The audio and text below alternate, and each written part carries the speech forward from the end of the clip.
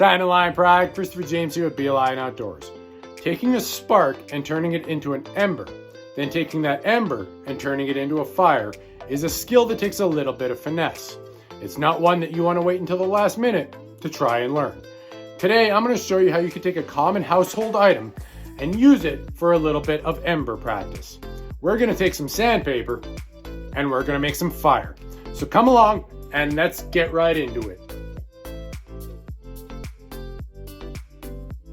As the name implies, you're going to need some sandpaper. I'm just going to use this 100 grit, but you could use whatever sandpaper you have. It might be fun to play around and see what works best for you. Going to need a knife and a fire starter. So I'm going to use my Browning Ignite with the built-in fire starter.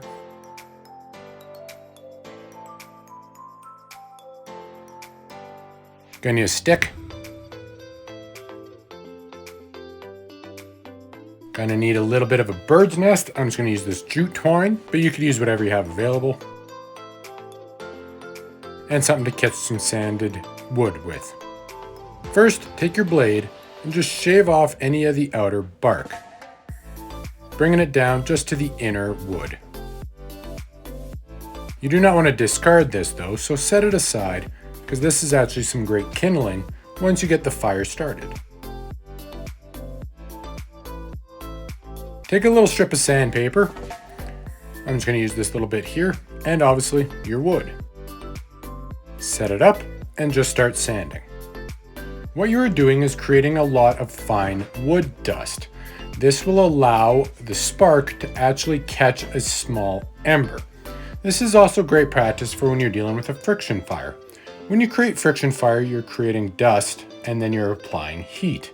That will create your ember. But in this case, we're going to apply it with a spark, but the principles are transferable. Once you have enough dust built up, create a small little pile, like so.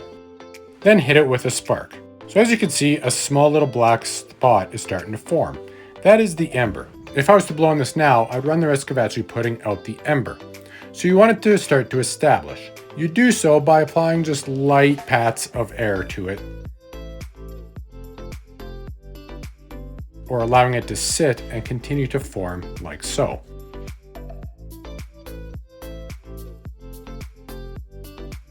Once it builds up a little bit more, grab your knife and gently spoon the ember into your bird's nest.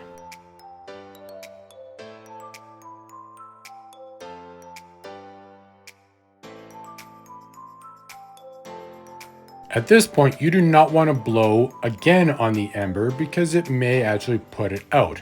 So for myself, once again, I just nurse this in the bird's nest and allow it to continue to establish a little bit. Once it starts smoking pretty regularly, I will take the bird's nest, fold it in half. I don't want to blow on it quite yet, so I'm just going to add a little bit of oxygen going through the bird's nest before adding light breaths to it now. Once it starts smoking a lot more vigorously like so, you could apply a little bit more aggressive breaths. And eventually, you will catch your fire.